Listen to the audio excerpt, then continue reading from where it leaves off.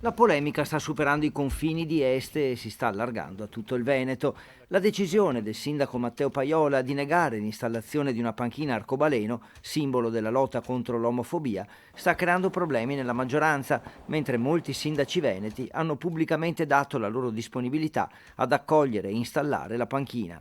È davvero incomprensibile questa posizione che continua a sostenere il sindaco Paiola. Sempre più sindaci mi stanno contattando e mi stanno chiedendo l'installazione della panchina Rainbow in altri comuni appunto limitrofi.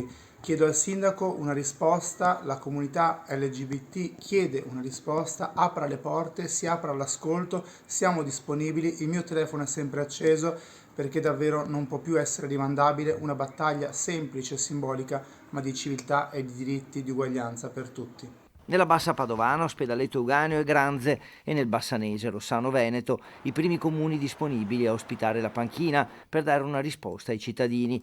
Numerosi anche i parlamentari ed eurodeputati intervenuti sulla vicenda che chiedono la motivazione della scelta all'amministrazione estense, un caso che scuote anche l'opinione pubblica della città, dopo che panchine simili sono state installate nei mesi scorsi in molti comuni italiani ed esteri. Intanto il primo cittadino di Este risponde che questo argomento va discusso tra consiglieri comunali, sindaco e assessori e che finora per le troppe tensioni questo non è stato possibile.